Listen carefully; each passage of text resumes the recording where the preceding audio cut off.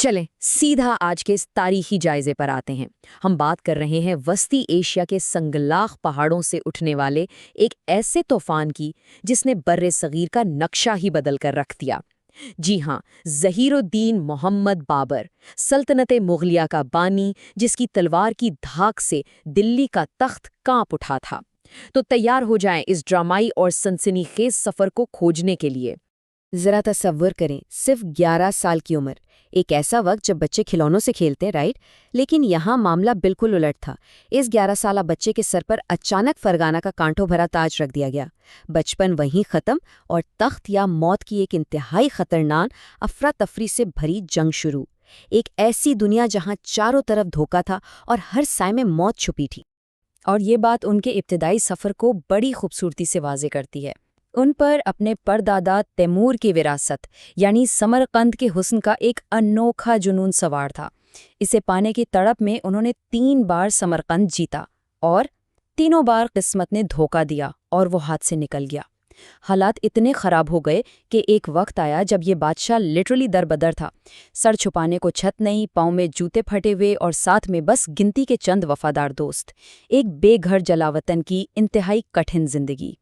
لیکن کمال کی بات یہ ہے کہ اتنی گہری تاریکی میں بھی اس کی آنکھوں میں چمکتا ہوا شاہی خواب کبھی اوجھل نہیں ہوا۔ اور پھر 1394 میں قسمت نے ایک زبردست پلٹا کھایا۔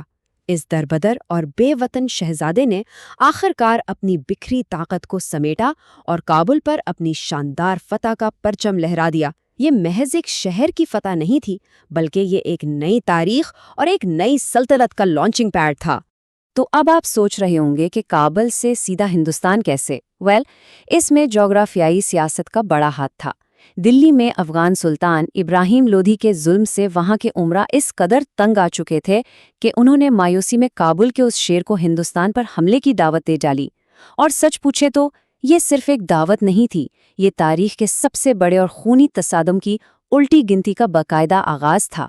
پانی پت کا میدان کارزار 1526۔ یہاں سے اس کہانی میں ایک انتہائی سنسنی خیز اور فیصلہ کن موڑ آتا ہے۔ اب ذرا ان اعداد و شمار پر غور کریں، یہ واقعی رونگٹے کھڑے کر دینے والے ہیں۔ ایک طرف ابراہیم لودھی کی 1,00,000 سپاہیوں کی ٹڈی دل فوج اور سینکڑوں دیوا ہکل جنگی ہاتھی، اور دوسری طرف بابر کے پاس صرف اور صرف 12,000 وفادار سپاہی اور ہاتھی ایک بھی نہیں۔ یہ بالکل ڈیوڈ اور گولیات والا مقابلہ تھا۔ سیدھا سیدھا لگ رہا تھا کہ بابر کی فوج کے لیے موت بالکل یقینی ہے، بچنے کا کوئی چانس نہیں تھا۔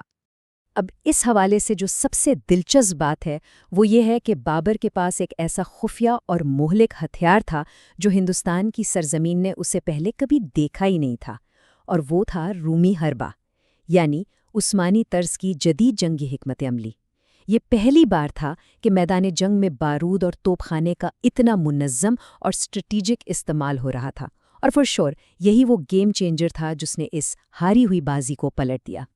میدان جنگ کا منظر کچھ یوں تھا کہ جب بابر کی توپوں نے خوفناک انداز میں آگ اگلنا شروع کی اور عثمانی بندوقچیوں نے گولیوں کی بوچھاڑ کی تو ایک کان پھاڑ دینے والا شور برپا ہو گیا۔ لودھی کے وہ سینکڑوں جنگی ہاتھی جو ان کی سب سے بڑی طاقت سمجھے جاتے تھے، اس نامعلوم اور بھیامک آواز سے بالکل پاگل ہو گئے۔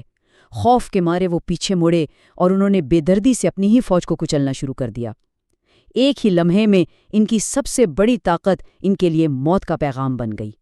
اور اس زبردست حکمت عملی کا نتیجہ صرف چند گھنٹوں کے اندر 1,00,000 کی فوج تتر بتر ہو گئی۔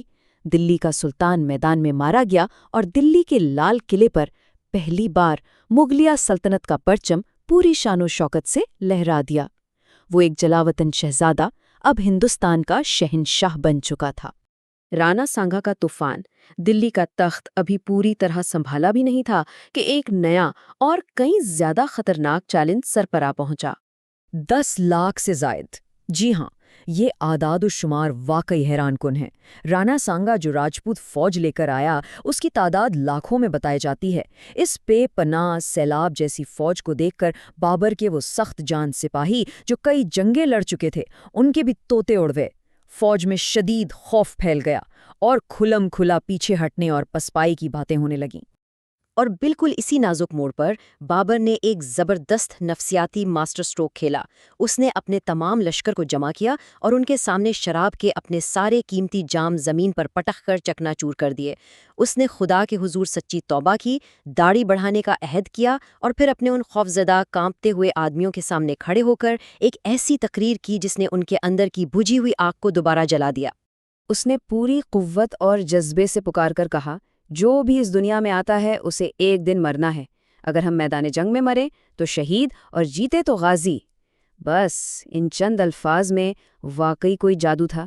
اس ایک جملے نے ایک پیچھے ہٹتی ہوئی خوفزدہ فوج کو فولاد کی ایک ایسی ناقابل تسخیر چٹان میں بدل دیا جسے کوئی نہیں توڑ سکتا تھا۔ اس جذباتی اور روحانی ری سیٹ نے کنواہا کے میدان میں وہ معجزہ کر دکھایا جس کی کسی کو امید نہیں تھی۔ مغل فوج نے اس نئے جنون اور عزم کے ساتھ حملہ کیا کہ رانا سانگا کی اس وسیع و عریض فوج کو عبرتناک شکست دی اور ان کا سارا غرور ہمیشہ کے لیے خاک میں ملا دیا۔ آخری اور عظیم قربانی۔ اب ہم ان خون ریز میدانوں کے شور و غل سے نکل کر ایک انتہائی خاموش اور تاریک کمرے میں داخل ہوتے ہیں۔ یہ وہ وقت تھا جب بابر کا سب سے چہیتا اور لاڈلا بیٹا ہمایوں شدید بیمار ہو کر بستر مرگ پر پڑا تھا۔ دنیا بھر کے ماہر طبیب اور حکیم اپنی تمام تر کوششیں کر کے ہار مان چکے تھے۔ انہوں نے مکمل طور پر جواب دے دیا تھا۔ بچنے کی واقعی کوئی امید باقی نہیں بچی تھی۔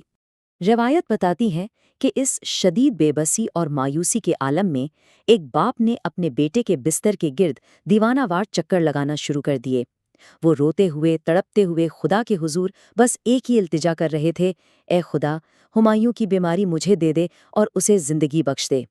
یہ ایک انسان کی طرف سے آسمان سے کیا جانے والا ایک مافوق الفطرت سودا تھا۔